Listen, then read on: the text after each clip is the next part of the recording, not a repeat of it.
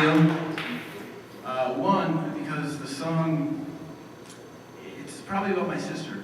And my sister, speaking of crying, it's hard not to cry, but my sister has been unhoused mostly for the last 10-ish years. I mean, she lives in Olde, New York. She's living in an apartment now, but, and there's a lot to that story. But it's this thing. So I was saying this earlier, I say this all the time now because it's kind of my pet project in the world, because we live in this divided world. It's so full of, there's like the bullshit of reaction to things, and the bullshit of like categorizing people right away as soon as you can to make it sort of easier to, when you meet the guy at the subway counter, you know, or the female cop, or someone sitting on a street corner asking for $2. And so like, my sister is a person. She's funny. She's annoying, beautiful, brilliant. She has a master's from Columbia. She's this whole person, and you're just like, I don't know how to tell you about this. Like for my father, my mother passed away 2 years ago, and my father, it's hard, you know. It's like his baby, his only girl, and you know he sends her gift cards and he talks to her, and he takes care of her. But there's not much you can do quite to fix it. But in that is also this, which is my dad is a proud veteran of the United States Marine Corps, and my sister, in the middle of winter, can build her own tent and sleep in the snow and be just fine overnight. Because she's like the Marine. And I tell him that, and he kind of takes it as, yeah, you're right, she's the one. She's the one who could do anything, and she can. So the person I'm about to invite up, I only met recently. It's sort of the same thing. You meet a person, and you find out all these things. So I'm about to invite up Gypsy McKenzie, who I would say is like, you know, again, there's teenage arguments, like, are you street smart or school smart? She's both street smarter than I am and school smarter. And she's lovely and awesome and great. And she's going to sing a song with me called St. Mary of the Underground, which she looked at me and said, is this about homeless people? I said, it kind of is. Yeah, thanks.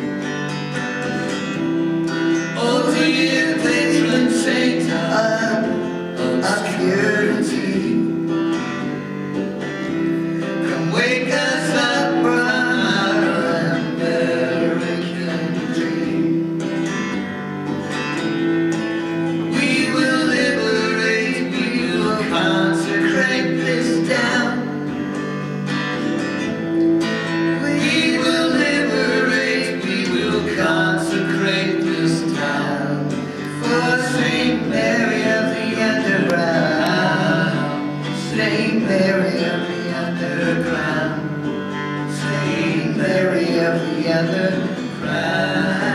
Saint Mary of the underground.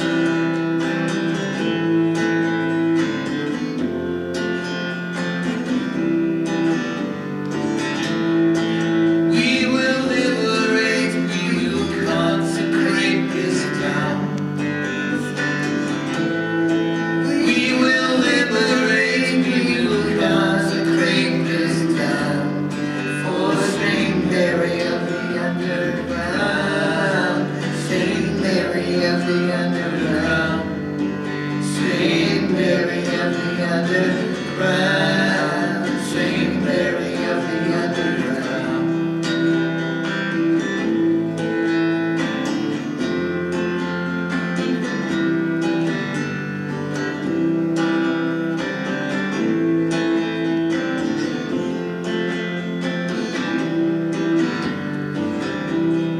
Oh dear patron saint of obscurity,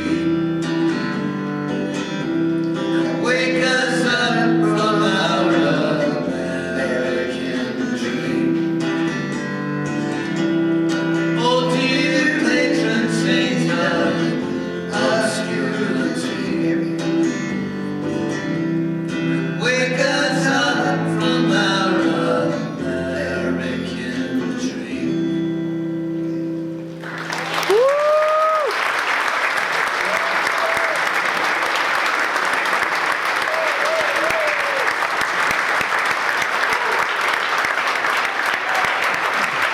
Folks, give it up for Gypsy McKenzie and Christopher Bousquet.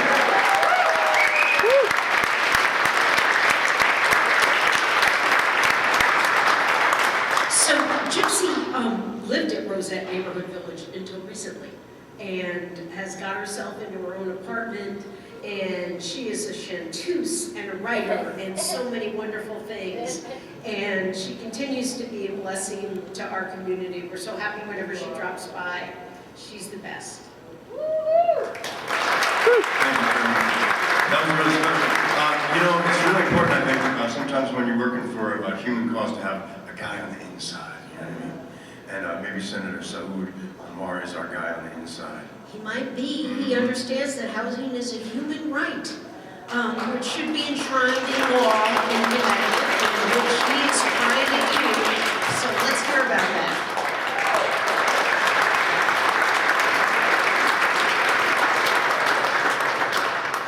Good evening, everyone.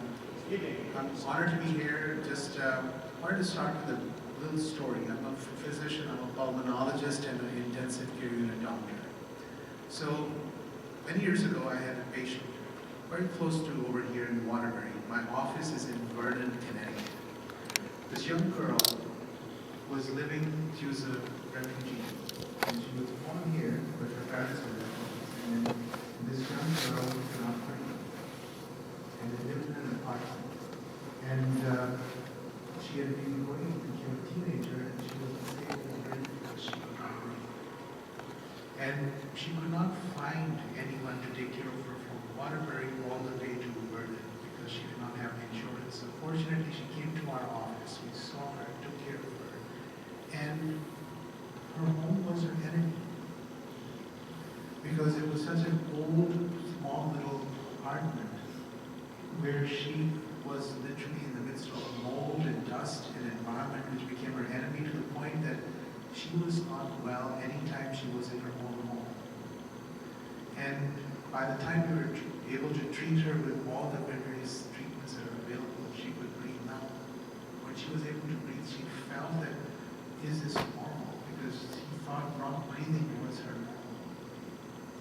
So it was almost like the place you were living in determines your future. And we know from other data that the distance of a tobacco outlet and an elementary school will determine how long a person lives. So the moment you're born and the place that you're going to be living in is where your entire trajectory of your life will be. And that's the reality for all of us. So it's by chance alone where we are being where we are. And then with all the blessings that you get, it So we also know I was in the past serving as the chair of the housing committee.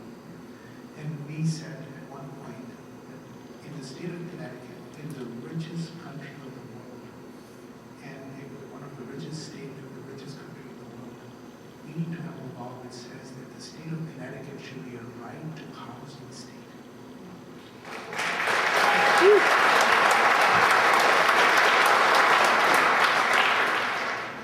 weren't able to pass that law, but we were able to start the conversation that we need, because California said that they're going to be right to shelter.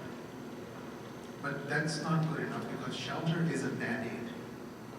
It's not a solution, and we need to have a solution. And we've been slowly and gradually working towards raising that awareness. While the challenges in the state of Connecticut are increasing, the number of people who are chronically homeless have started to go up in our state. And a few years ago, I was working with this 9-year-old who is much older now, and who actually has been working to raise a 9-year-old child who's talked about how do we address homelessness. And the two of us started this effort that every year we would go out and sleep on the coldest night outside. And then 4 or 5 years later, we've been doing this. I missed this year because I was traveling. But every year we would go out and sleep in a cardboard box in a suburban town. Because the people who live in the suburban towns think that it's a Hartford problem, it's a Waterbury problem. The reality is everyone's problem. And so we started to have, and suddenly we had 50 people sleeping outside on a cold night. And it was just like humanize the issue, feel the pain, feel the cold that is there. When your mind stops working and the only thing that you're thinking of is, am I going to make it tonight? And 3 years ago, it was so cold one of the nights, and I said, am I going to make it tonight? And that's the reality for a lot of people. I knew at the end of that night I was going to be able to go home and sleep, because I wasn't sleeping because I was up all night shivering. But that's a reality for a lot of people. Winter comes every year. Chronic homelessness is there 24/7 for a lot of people. And our state has not been able to organize ourselves to do the things that we need to do. And that's a policy failure. We know that if you have a safe home, your mental health gets better, your physical health gets better, your outcomes are better. All the medicines that you take are going to be more effective. It's a proven fact. We have not done this despite having the resources. So having a group of people who are thinking about this, passionate about this, it's really a blessing for me to be in your presence. So we were able to pass a law last year that says that homelessness is a public health crisis. So we passed that part. Now we're going to keep moving forward. Today I found out I've been asking to be on the housing committee. Now I'm finally on the housing committee. We'll take us back to the house. Thank you for allowing me to be here. Let's do this. Yeah. Let's do this. Thank you.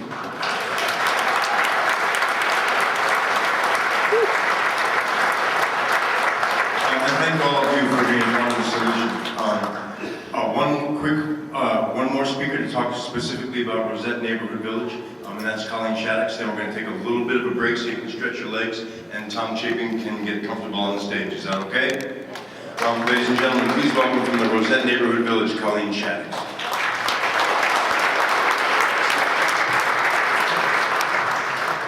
So it's me again.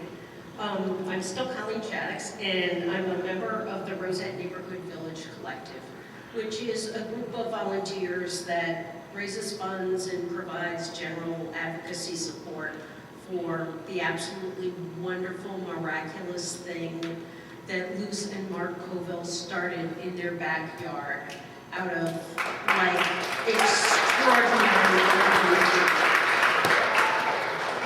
Everybody in the collective is grateful to the many, many people who made tonight possible. Frank Bertelli, Dave Cooley, Russell Shaddix, Gypsy McKenzie, Chris Bousquet, and the wonderful Tom Chapin. And all our lovely and generous sponsors, especially our gold sponsor, the Hurley Group, and of course you, who came out tonight for your neighbors. As we put this evening together, so many of you have done way more than I asked and more than I deserve. That word deserve comes up a lot when you're working with people in poverty. There's an old phrase, the deserving poor, which people don't say much out loud these days, but that kind of thinking certainly shapes how people who are hungry or unhoused are treated. Before helping them, our society wants to make sure that they are hardworking, teetotaling, thrifty, brave, clean, and reverent, and most of all, appropriately grateful for the crumbs that we might brush their way. And the thing is, they are grateful. Give a person a plate of food or a warm blanket, and they will thank you all over the place. And I find this embarrassing.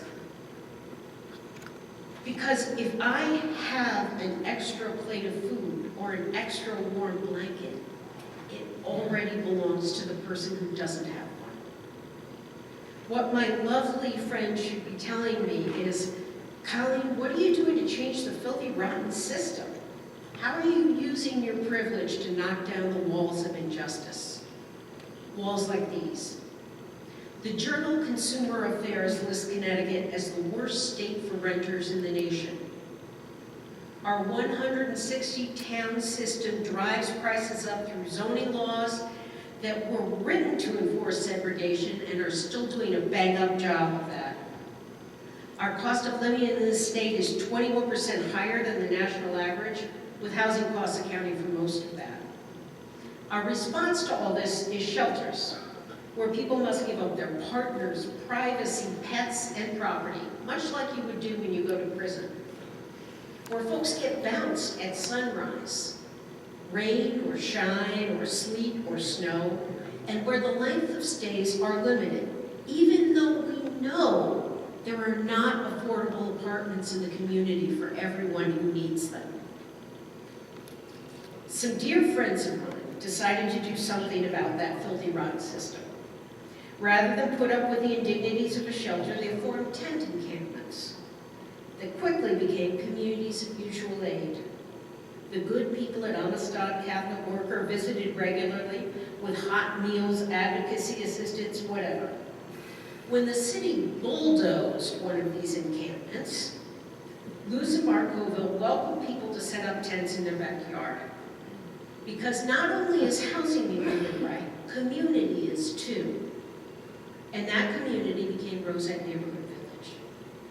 I'm sure RNV violated all kinds of laws from the start, but the city seemed willing to let that slide until the collective got the right idea to put up tiny homes for these backyard neighbors, since New England winters and tents don't mix very well. City Hall found the prospect of tiny homes horrific, which is really weird since municipalities all over the country are using them as traditional housing, including right here in New England. No matter, we were irresponsible, we were unsafe, we were anarchists. Actually, that last one is true, a number of us are anarchists. But we're also responsible. And we took great pains to use shelters that had all kinds of safety features and survived in harsher climates than ours. And while the city talked about multi-million-dollar developments that might help ease the housing crisis a few years from now, we created a community in less than a year because our friends didn't have time to wait. Let me tell you about that community. In the first winter, while the city was cutting power and therefore heat to our residents, we tried to do everything we could to keep people warm. That included buying everybody fuzzy hot water bottles to tuck into their beds. Every night, Moses Bunn would rise several times, drag himself out into the cold, and fill his next-door neighbor's water bottle with hot water.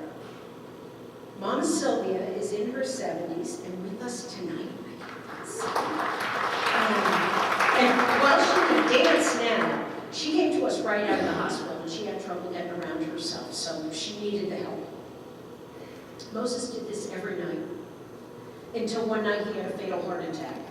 And this great and dear man left a hole in our community that will never be filled.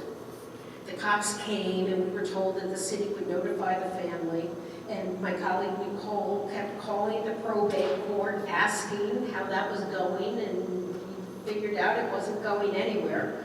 So finally we got angry enough to search for the family ourselves. We connected and made sure that Moses' ashes made it to North Carolina to rest alongside his brothers. His uncle said to me, he would have been a John Doe, except that you people loved our Moses. Everybody did, because Rosette Neighborhood Village is a beloved community where people look out for each other and where everybody matters.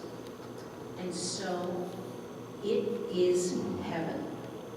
I mean, people still fight over the bathroom, and I thought that the dishes would do themselves in heaven, which hasn't been happening. But in every way that matters, it's heaven.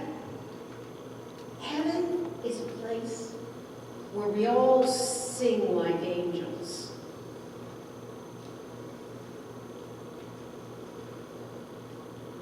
This is really embarrassing.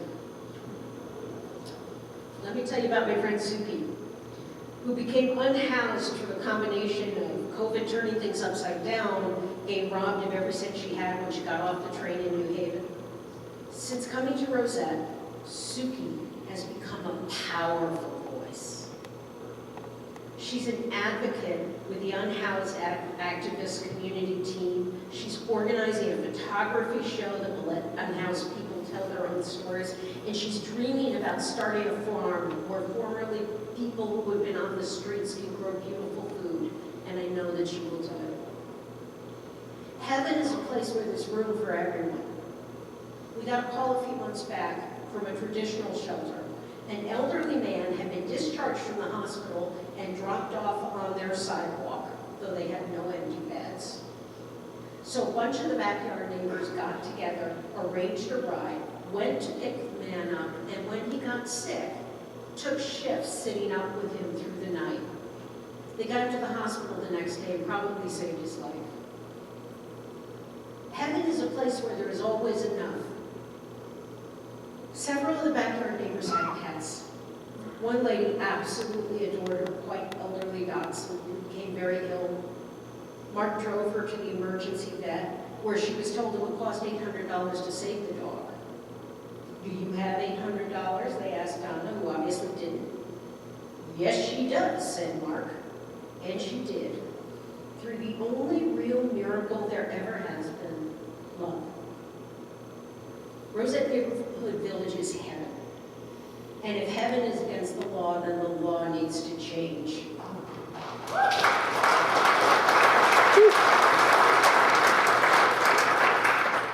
I frankly believe that the reason the city has been so in our face is that we make City Hall look bad. The city drops millions and millions of dollars on strategies to address homelessness, and those strategies don't work because they fail to address the dignity and individuality of every human being. The crux of their argument against us is that the tiny homes don't have kitchens and bathrooms. People share facilities in Amistad House, which is not unlike the situation in the dorms at various elite colleges and universities around our state. In a few months, the legislature will, I hope and pray, carve out a place in state law that will regularize communities like ours and give people of faith the opportunity to do exactly what we were instructed to do. Meanwhile, we've got to pay lawyers to fight the city for our right to exist, and that makes me angry. Because I'd rather be putting my resources into all kinds of services to help the backyard neighbors. But it's okay, because this fight underlines time and again that everybody has a right to a home and a community. And in spreading that message, we may just turn this little outpost of heaven into a movement. We may convince a critical mass of people that a decent home for all of us is more important than luxury condos for a few of us. That eviction is an act of violence. That arresting people for being poor negates the legitimacy of any government. That, as the great Dorothy Day said, the only solution is love, and love comes with community. I want to thank all my dear friends at RNV. I am in awe of what we've built. I know I don't deserve it, but I am so grateful to be part of this beloved community. And thank you all all for coming down tonight and being part of this beloved community too.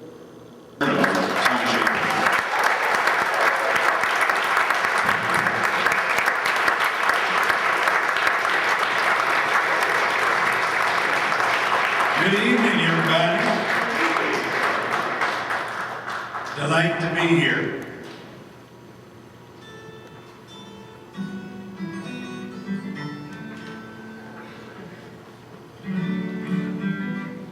Let's see, we're trying to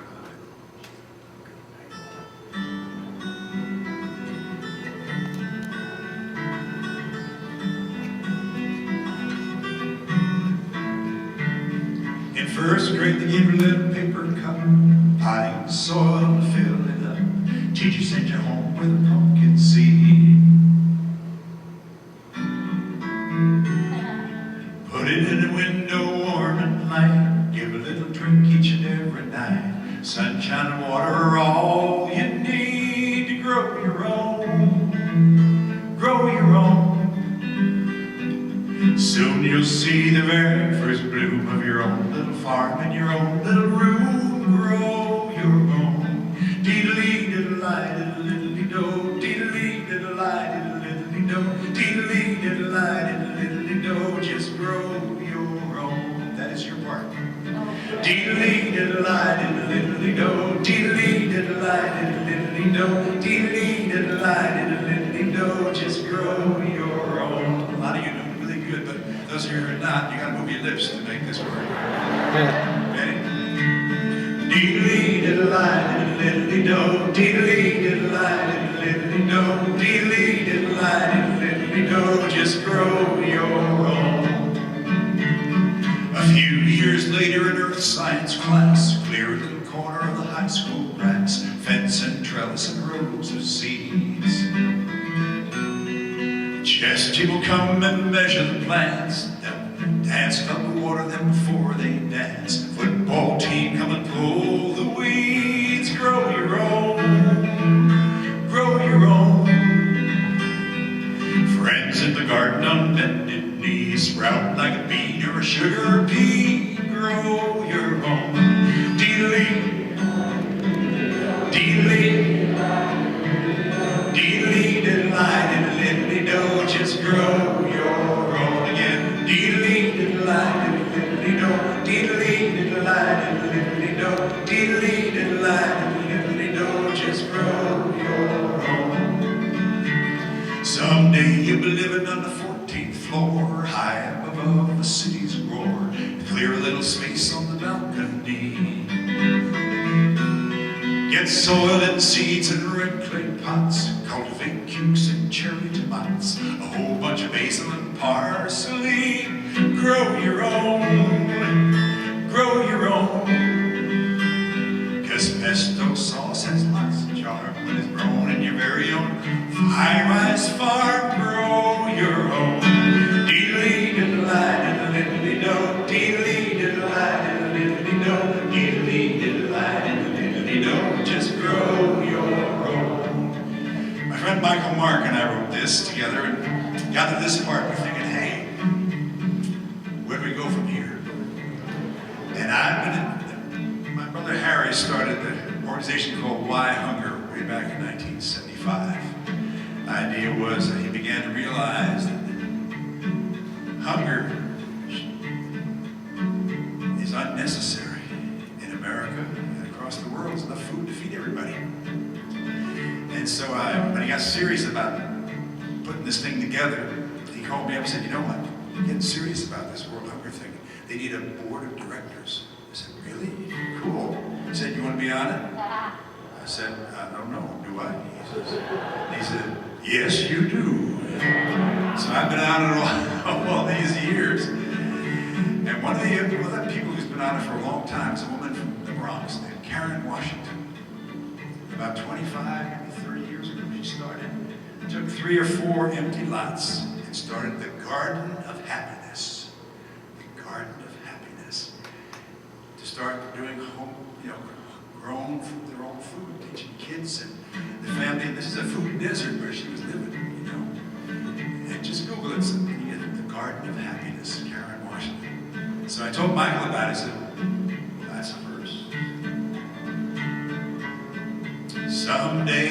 you're walking past an empty lot, your friends and you will hatch a plot to bring it back to life once more. So you clean out the garbage and the cans of oil, spread some clean organic soil, make a city garden with an open door, grow your own, grow your own. 'Cause food tastes better when you grow it up from a city garden or a paper cup. Grow your own. Dee-lee-diddle-lie-diddle-diddle-lee-do. Dee-lee-diddle-lie-diddle-diddle-lee-do. Dee-lee-diddle-lie-diddle-diddle-lee-do. Just grow your own. For a little bitty kid or a full-grown man or a little old lady with a watering can, it's all the same and simple plan. Just grow your own. Doesn't that sound like the Rosetta Farm? Grow your own.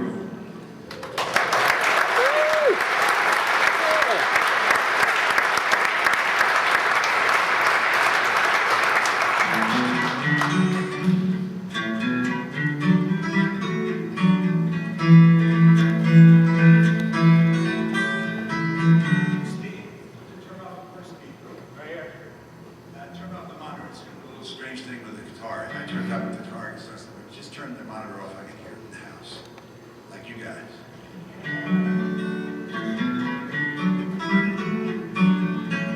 Can you hear the guitar?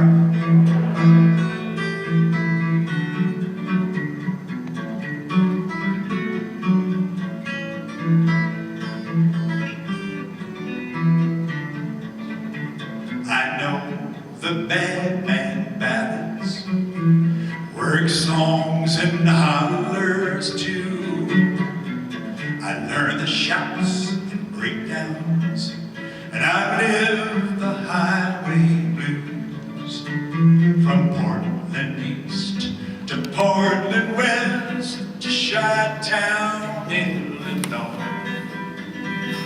Somewhere in every music man there is the endless boy. Guitar child, that's the thing, made of wood and steel and string. Strike a chord, let it ring. I am a guitar child. Well, it was Lomax Books and Guthrie and Pete Seeger that taught me. Judy Ledbetter's 12-string, Reverend Gary's 12-string, Reverend Gary's ragtime jubilee, Robert Chet, Maybelle, Big Bill Bruce, that showed the way. Here I am still trying to find something new to say. I'm a guitar child. That's the thing, made of wood and steel and string. Strike a chord, let it ring. I am a guitar child.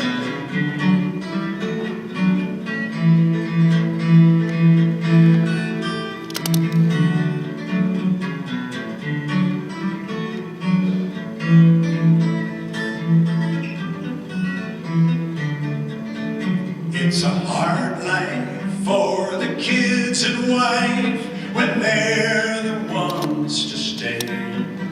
While I'm singing songs about myself 1,000 miles away. I was born into music. It's become the family thing.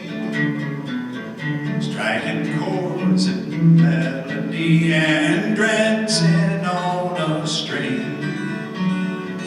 Been down every interstate, many a dusty road. Folks like me do not retire, we just reload.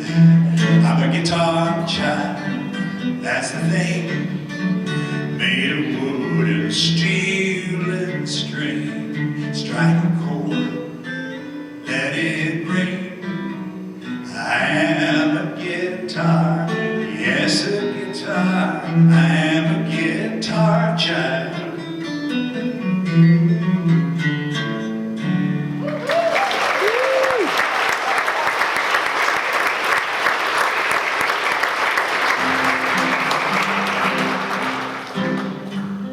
Sometimes I get it, sometimes I don't.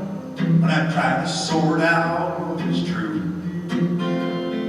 Who is it selling? Who is it buying? And who is it that's fooling who? When things aren't the best, the biggest test is keeping faith all the way through. And I know the strongest was last and the longest is you, baby, it's you. I was walking my own path, you walking yours. Somehow we met on the road, and we stuck together through all kinds of weather. Unlike most of the people we know, you were the best when things were most stressed. You kept the faith all the way through, and you made it clearest and always the dearest is you, baby, it's you. This is your part. Love lasts long, carries on. What is fragile to our strong when love lasts long. Love lasts long, carries on, carries on. What is fragile? What is fragile to our strong when love lasts long? When the fickle wind blows out and blows in, people forget where they stand. And hallowed ground turns upside down, and fear flies loose on the land. When the criers are crying, the liars are lying, amidst all the ballyhoo. I look to the strongest was last, and the longest is you, baby, it's you. Love lasts long, carries on. What is fragile to our strong when love lasts long?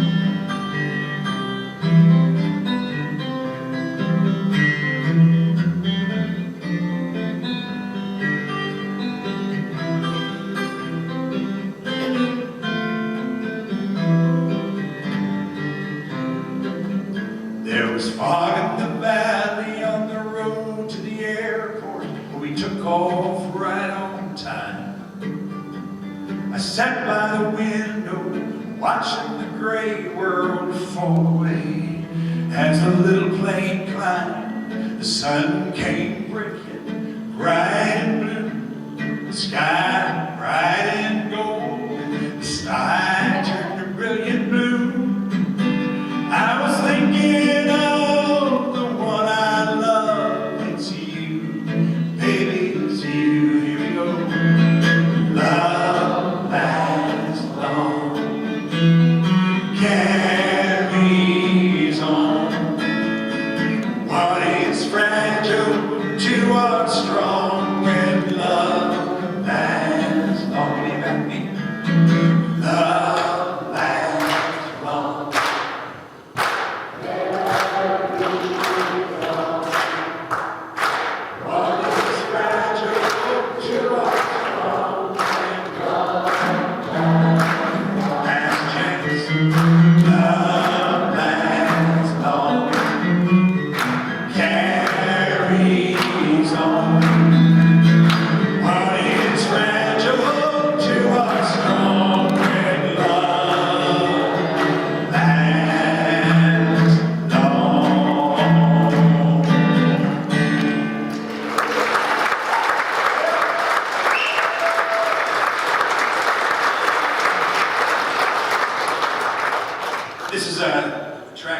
my newest album, which is called Hold Our Ground. The album is called that. And it actually was a title track of an album a few years ago. My friend John Forster and I wrote it. But it seems really prescient these days. And the first album's out of print, so I thought, let's put this on this guy. It goes like this.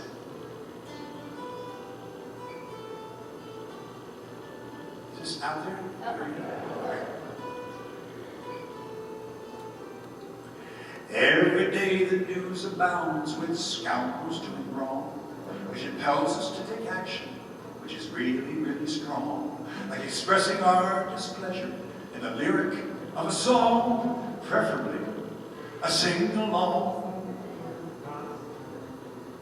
There's a name for what we're doing, broadside is the term, a tough melodic weapon full of values we affirm. Just load her up and let her rip, watch the wicked squirm as everybody sings along. Broadside, broadside, they cannot ignore us. They may run, but they can't hide. We'll out 'em with the verse and round 'em with the chorus of a broad, broadside. We're ruled by a corporation, conglomerate and bank. Congress is in gridlock. Courts are in the tank. If we get out of this alive, it's us you'll have to thank for asking you to sing along. It was Pete and it was Woody who pioneered it all.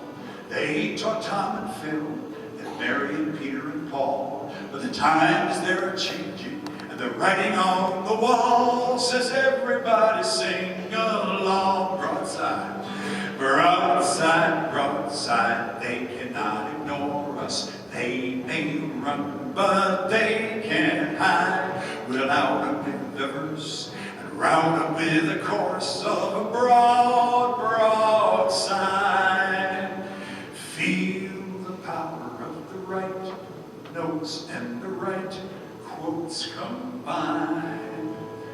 Feel the power of the right song to open up your heart and mind.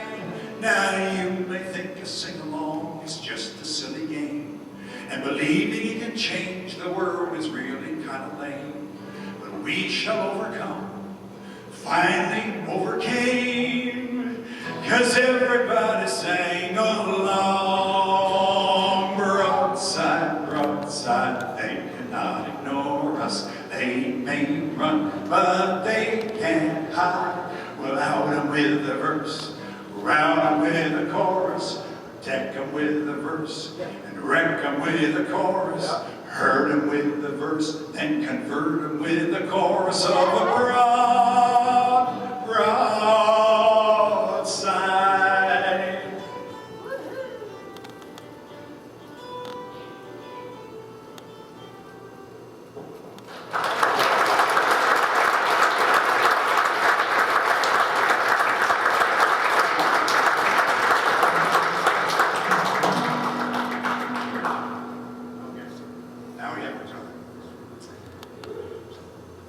I just did two wonderful shows in the Chicago area, St. Charles and Des Plaines last night, with my entire family, with Brother Steve and Harry Chapin Band, and Big John Ross, and Howard Fields, and Harry's daughter Jen and her trio, Jen Chapin, and my daughters, the Chapin sisters, and the guitar worked great. So I have no idea. It's just not a Connecticut guitar, that's it.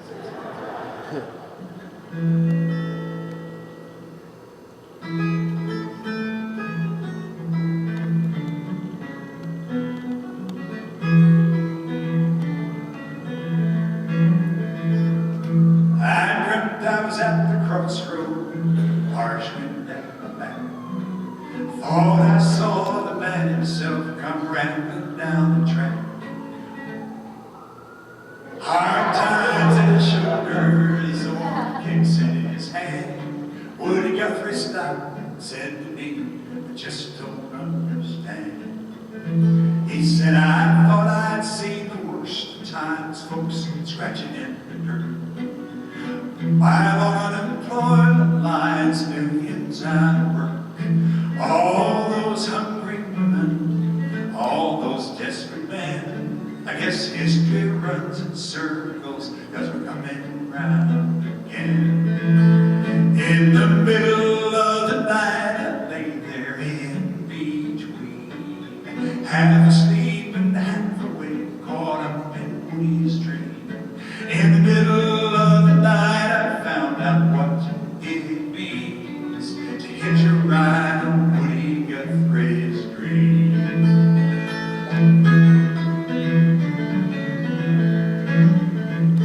So I asked him what he dreamed about. He shook his head and smiled. A decent job for everyone, a home for every child, food for every family, a roof for every head.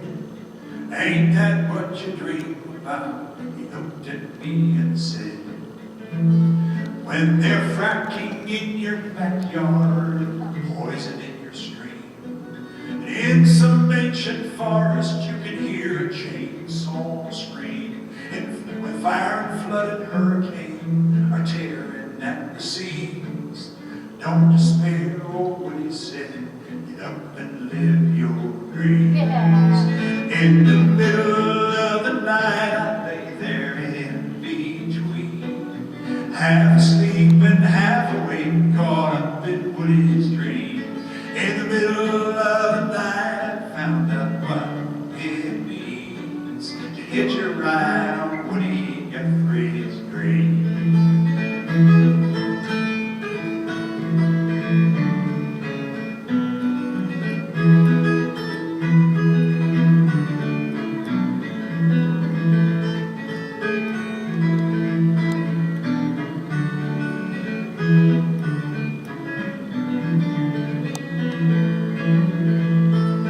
Go work and march together, demanding what you need. Speak the truth to power and call out corporate greed.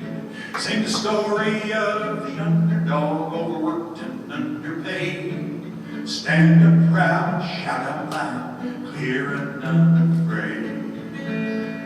When I dreamt I was at the crossroads, and as Woody turned to go, he said, I got no place in this old world now, it's your rodeo. Go right some wrong, carry on like a ghost in the machine. Good luck, farewell, give 'em hell, I'll see you in your dream.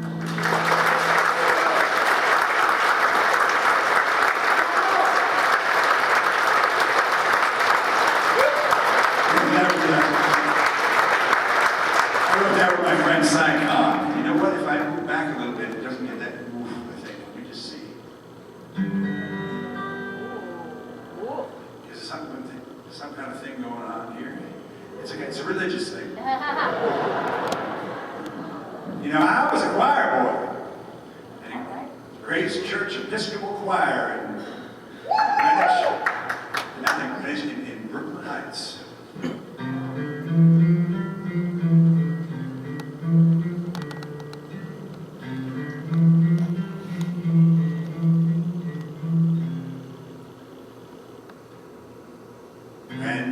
Greenwich House Music School, I was 7 years of age, fighting with the little notes all swimming on the page. Squeaking, squawking clarinet, I hated, truth to tell.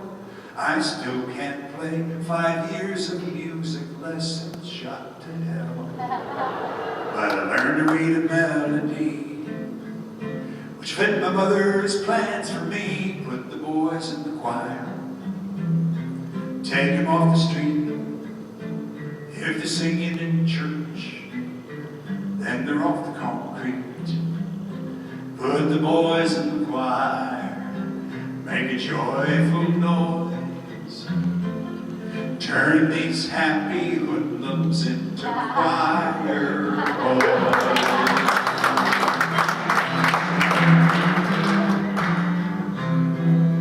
Grace Church, Brooklyn Heights, my mother dragged me in to see. And McKittrick choir director waiting there for me. Auditioning at 8 years old and scared as I could be. But I could sing the notes she played and read a melody. I must have done all right, 'cause that Friday night she put the boy in the choir. Took him off the street, but he's singing in church. If he's singing in church, then he's off the concrete. Then he's off the concrete. Put the boys in the choir. Put the boys in the choir. Make a joyful noise. Make a joyful noise. Turn these happy hoodlums. Turn these happy hoodlums into choir boys. Miss McKittrick took these tough young boys from the neighborhood. Lutheran, Catholic, Baptist, Jew, if you could sing, then you were good.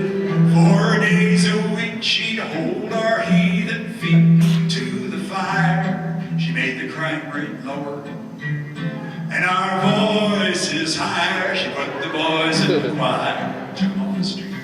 Took him off the street. If they're singing in church. If they're singing in church, then they're off the concrete. Then they're off the concrete. Put the boys in the choir. Put the boys in the choir. Make a joyful noise. Make a joyful noise. Turn these happy hoodlums into choir boys.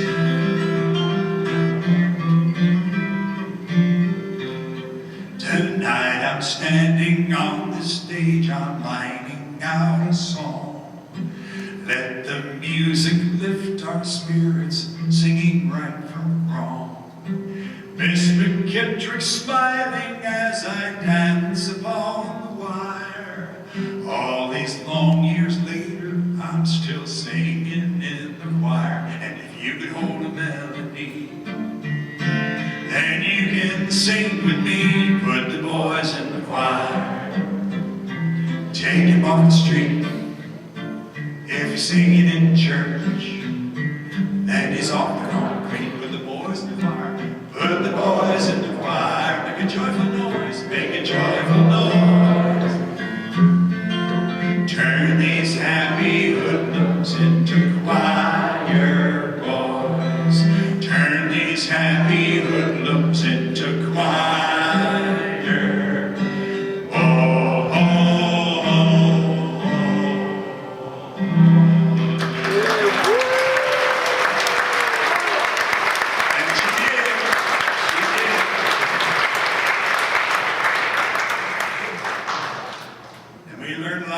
Music, man. It was the choir, boys and men, the Anglican choirs, and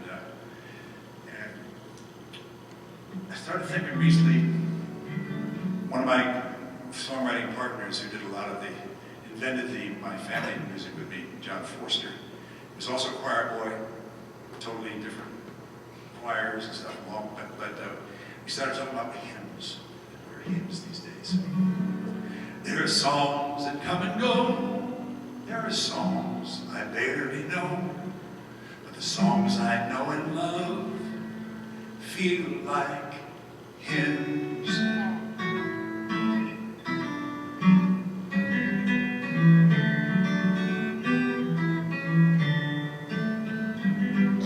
A Motown hit, a sing-along, a lullaby, a Beatles song.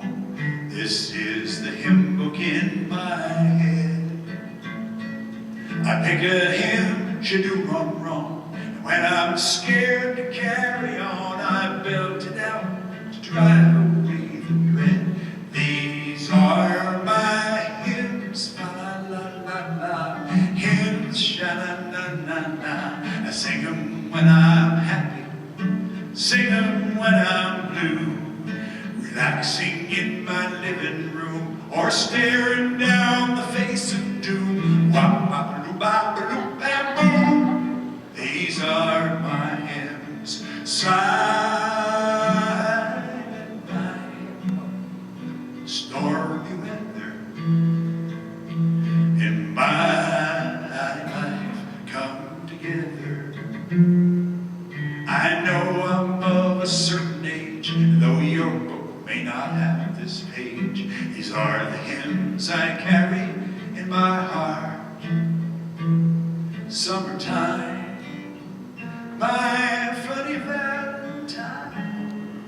I'll sing lead and we won't need a chart to sing these hymns. Fa-la-la-la-la, hymns, sha-la-la-la-la. We sing them when we're happy, sing them when we're blue, messing around my living room or staring down the face of doom. Cats in the cradle and the silver spoon, these are my hymns. Na na na na na na, la la la, la la la la la la, E-I-E-I. Hallelujah, fa-la-la-la-la. Hallelujah, sha-na-na-na-na. We sing 'em when we celebrate, sing 'em when we grieve. Songs so right that ring so true, they touch the deepest part of you. Na na na na na na, na na na na na. This land is your land, like a rolling stone. Where have all the flowers gone? Deep in my heart, I do believe. These are my hymns. These are my hymns.